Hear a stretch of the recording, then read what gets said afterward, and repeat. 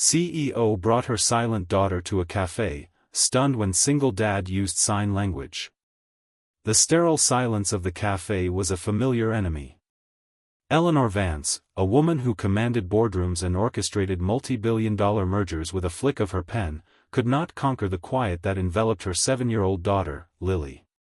She watched as Lily stared into her cup of hot chocolate, her small face a perfect, porcelain mask. It had been a year. A year since the sound of Lily's laughter had echoed in their cavernous home. A year since a single word had passed her lips. Eleanor had brought her here, to this aggressively cheerful little place with its chalk-dusted menus and the clatter of ceramic on wood, in a desperate bid for normalcy. But normalcy was a foreign country, and they were tourists without a map. Across the small room, a man sat with his own daughter. He was the antithesis of Eleanor's world.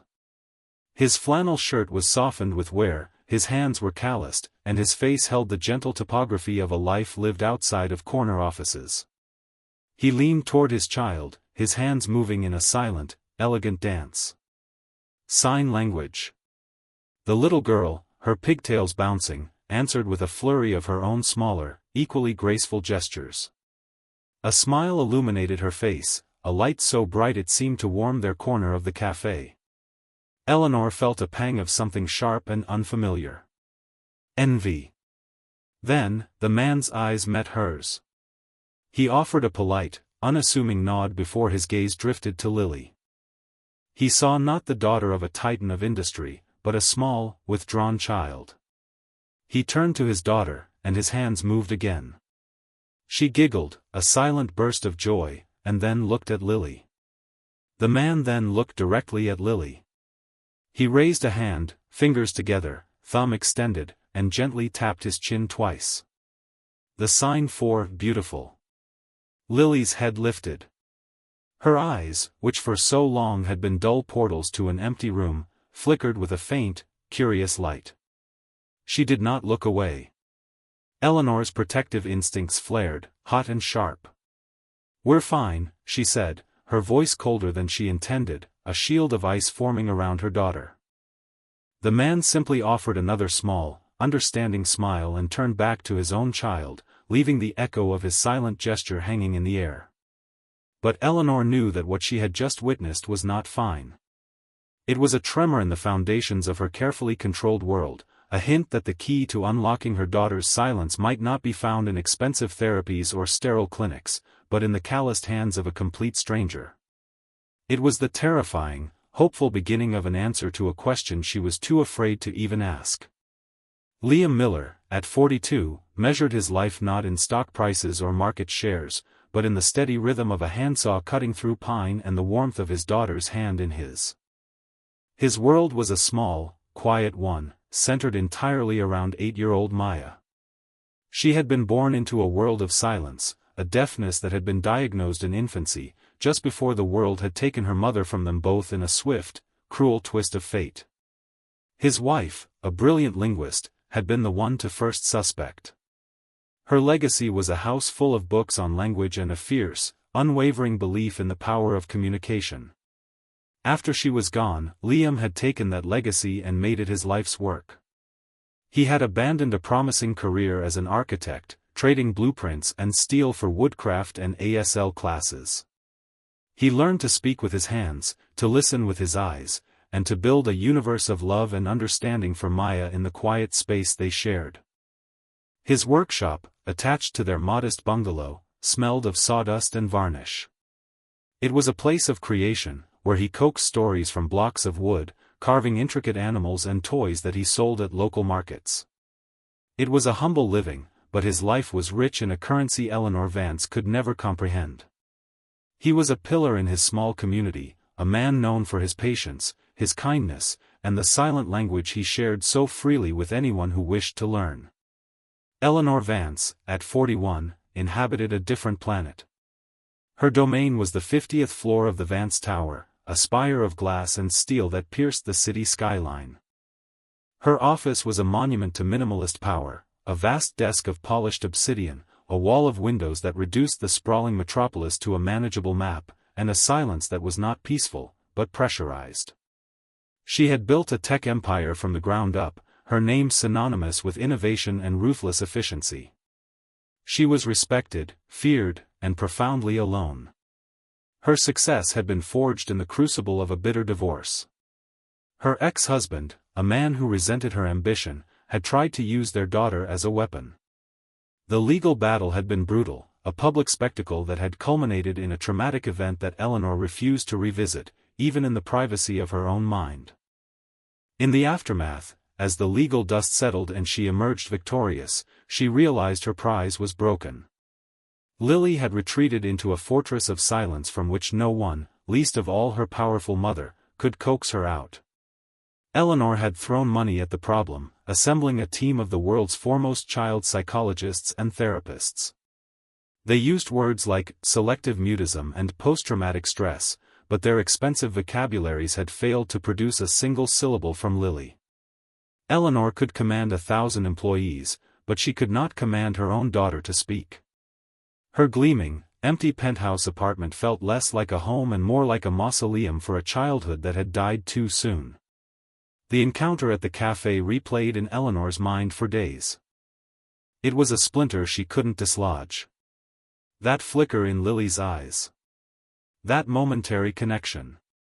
It was more progress than months of therapy had achieved. She saw the man, his gentle expression, his capable, moving hands, and felt a desperate, unfamiliar yearning. He had something she didn't, something all her power and wealth could not purchase. She made a call. "I need you to find someone," she told her head of security, a man accustomed to investigating corporate spies and hostile takeovers. A man, early 40s, with a deaf daughter, around 8 years old. They were at the Daily Grind Café on Tuesday. Her security chief, ever efficient, had the information within hours. Liam Miller. A former architect, now a self-employed woodworker. A widower. And a certified American Sign Language instructor who volunteered 3 days a week at the Northwood Community Center. The next afternoon, Eleanor found herself parked across the street from a low, unassuming brick building in a part of town her driver usually sped through. She watched from the tinted privacy of her luxury sedan as Liam Miller arrived in a weathered pickup truck. He lifted his daughter from the passenger seat, and they walked hand in hand toward the entrance, their fingers chattering away in a silent, private language. Driven by an impulse she didn't fully understand, Eleanor got out of the car. She followed them inside, her expensive heels clicking awkwardly on the linoleum floor. The center was a vibrant chaos of finger paintings, children's laughter, and the smell of chalk dust. Through a window in a classroom door, she saw him. Liam was sitting on the floor, surrounded by a small circle of children, some deaf, some hearing. Maya was at his side, his proud little assistant. He wasn't just teaching them signs, he was telling a story. His entire body was part of the narrative. His hands became soaring eagles and creeping spiders, his face a canvas of exaggerated joy, sorrow, and surprise. The children were utterly captivated. He created a world for them, a world where silence was not an absence of sound, but a different kind of music. Eleanor watched, unseen, as he built a bridge of communication not with words, but with pure, unadulterated empathy. She saw a man who had taken a personal tragedy and transformed it into a gift for others. Back in her sterile office, the dossier on her desk felt like an invasion of a sacred space, but she had to know. It detailed his life with stark, factual clarity. Liam Miller, graduated top of his class in architecture. A rising star at a prestigious firm. Married his college sweetheart, Dr. Anna Miller, a specialist in childhood linguistics. The file contained a copy of the obituary. A sudden aneurysm. It spoke of his immediate resignation from his firm to become a full-time parent to his then 2-year-old daughter. There were commendations from community groups, glowing testimonials from parents of the children he taught. He had been offered lucrative positions to create ASL programs for elite private schools but had turned them all down to continue his volunteer work at the community center. This man hadn't just lost his wife, he had given up a world of success she would have considered paramount, all for his child. He had chosen connection over status, purpose over profit. He was living a life of quiet, profound integrity. The stark contrast to her own life, so loud with success and yet so empty of meaning, was a physical blow. The shame was a bitter taste in her mouth. She had looked at this man and seen nothing but a simple craftsman. She had dismissed him. She had been so profoundly, arrogantly wrong. The crisis, when it came, had nothing to do with crashing servers or hostile takeovers. It was small, domestic, and utterly devastating. Eleanor's ex-husband, in a court-sanctioned and deeply ill-advised visit, had tried to force a confrontation, raising his voice at Lily, demanding she speak to him. The result was catastrophic. Lily didn't just remain silent, she retreated entirely. She stopped making eye contact. She wouldn't eat. She curled into a small ball on her bed, a fortress of impenetrable misery. The expensive specialists were summoned. They spoke in hushed, clinical tones, suggesting new medications, inpatient observation. They were admitting defeat, cloaking it in medical jargon. For 2 days, Eleanor sat by her daughter's bed, her empire across the city running itself, her phone silenced. For the first time in her life, she felt utterly, completely powerless. Her vast resources, her network, her formidable intellect, all were useless against the wall of her daughter's pain. All she had was the memory of a man on a classroom floor, his hands telling a story to a circle of spellbound children. She had run out of options. There was only one thing left to do. Swallowing a lifetime of pride, Eleanor Vance drove her own car, a sleek, black machine that felt alien in this quiet, tree-lined neighborhood. She found Liam in his workshop, the scent of fresh-cut cedar hanging in the air. He was planing a piece of wood, his movements economical and precise. He looked up, his expression unreadable, as the formidable CEO stood in the doorway of his humble sanctuary. "Mr. Miller," she began, her voice tight, formal. I need your help." And there, amidst the sawdust and the scent of wood, the most powerful woman in the city broke down and confessed her failure as a mother. She told him everything, her voice stripped of its usual authority, revealing the raw, terrified heart beneath the armor. Liam listened without interruption, his gaze gentle and unwavering. He wiped his hands on a rag, his calloused fingers stained with work. When she finished, there was a long silence, filled only by the sound of her ragged breathing. "I'm not a therapist, Miss Vance," he said softly. "I know," she whispered. "You're better. You're a bridge." He nodded slowly. "I'll help." Liam arrived at the penthouse the next day with Maya at his side. The apartment was breathtaking, a palace in the sky with panoramic views and museum-quality art. It was also cold, impersonal, and achingly quiet. The team of specialists was there, a skeptical audience of well-dressed professionals. Dr. Albright, the lead psychiatrist, looked at Liam's simple attire with unconcealed disdain. "Miss Vance, I must protest," she said in a low, severe tone. "Introducing an unqualified variable at this juncture is highly inadvisable."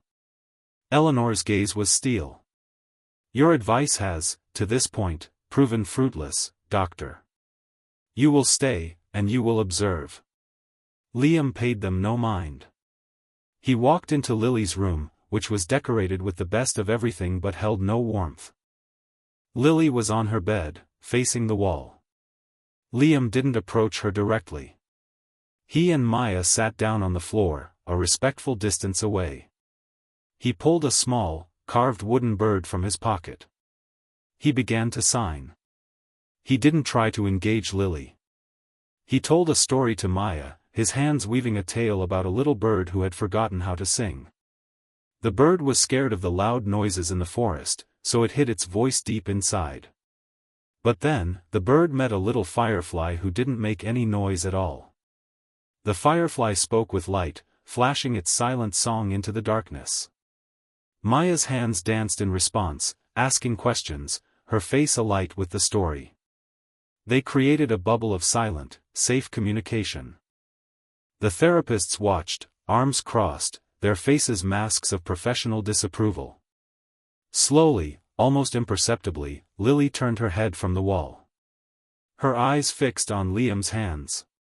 She watched the story of the bird and the firefly unfold.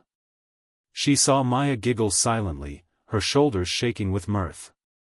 Liam glanced at Lily, a flicker of acknowledgement, and then continued his story. He signed about how the firefly showed the bird that there were many ways to sing, that some songs were quiet and meant only for a special friend. He then looked at Lily, his expression open and kind.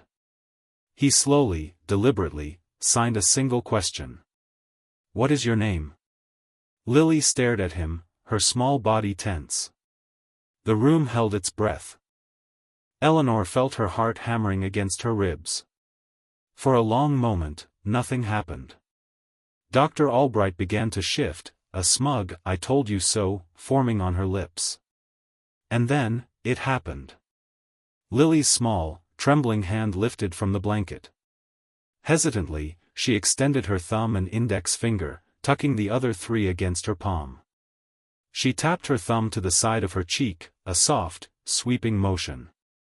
The letter L in sign language. A single, silent syllable. A gasp escaped Eleanor's lips, a sound somewhere between a sob and a laugh. The specialists stared, their professional composure shattered. Maya beamed and clapped her hands silently. Liam smiled, a warm, genuine smile that reached his eyes. He didn't push. He didn't ask for more. He simply signed back, "It is a beautiful name." That was the key. Not a cure, but a beginning. The first stone laid for a new bridge. The next day, Eleanor called a meeting with the entire team of specialists. They gathered in her corporate boardroom, a place of intimidation and power. But today, Eleanor's power was wielded differently. Liam sat beside her, looking slightly out of place in his simple clothes against the backdrop of polished mahogany. "I am terminating your services," Eleanor announced, her voice calm and clear. "All of you." Dr. Albright sputtered. "But Miss Vance, the progress is fragile. It requires professional oversight." "No, doctor," Eleanor countered, her gaze unwavering. "What it required was something none of you thought to offer, a different language. It required patience, not prescription. It required connection, not analysis." She stood and placed a hand on Liam's shoulder. "This man, Mr. Liam Miller, accomplished in 1 hour what your collective expertise failed to do in a year. He did it not with degrees or theories, but with kindness. He listened to my daughter's silence instead of trying to fill it with noise.